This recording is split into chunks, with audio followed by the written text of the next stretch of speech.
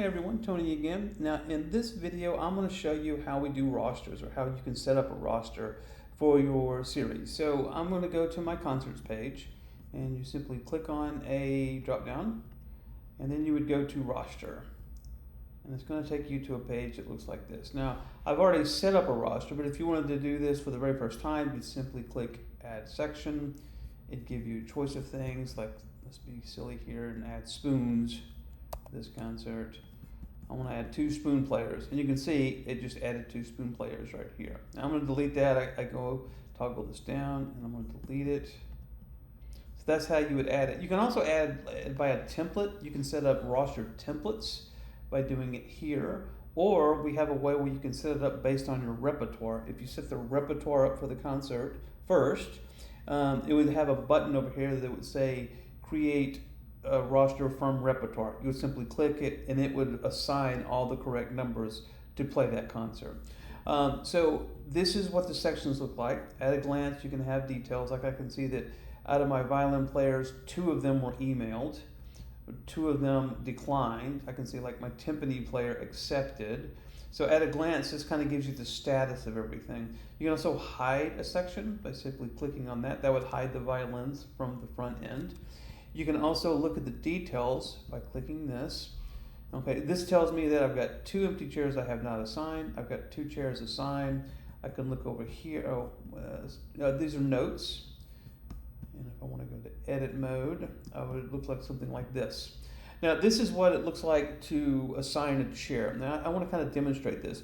Let's say that Ted Williams here been offered the gig. He hasn't accepted or declined, but he emailed me and goes, hey, I can't play this concert. Well, I would simply click on the decline button. It gives me a notice or a note.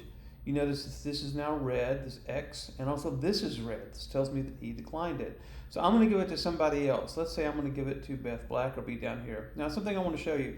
Notice that in every chair it has a list of the players, right? And you'll notice that Beth Blackerby is in every one of these. Now let's say that I'm going to assign the chair to Beth. Watch what happens to, pull this window out a little bit so you can see it. Watch what happens to Beth Blackerby down here when I assign it here. You notice it goes away. The system is designed so that you cannot hire a person twice. Once they're hired, it's taken off the list so you can't hire them accidentally again. Also notice that Ted Williams, which we declined, he's now in red, right? Let's say I'm going to go ahead and Beth Blackerby emailed me back, said, oh, I can play the concerts. I'm going to go ahead and say, yes, I've accepted her. Now you notice that she's in green. So it has a color coding system. If it's in dark black, that means they've been assigned, but they haven't accepted nor declined. If it's red, it'll keep a history of when they declined it. So obviously this is kind of a demo. You would just have a couple of names, but normally, especially in a violin section, you may see 50, 100 people in this list. And if you see a bunch of reds, that means they've already declined it. So you don't want to assign them again if they've already declined it. Also, you'll notice it has this little information icon. This gives you the details of everything. So you can see I declined Ted Williams on this date. You can see Beth Blackerby was assigned on this date and accepted by Tony Edwards on this date. So it kind of gives you a history of who's accepted, declined, and so forth. So this is kind of gives you an idea of how you would set up your roster. Now in the next video, I'm going to show you how you email these people.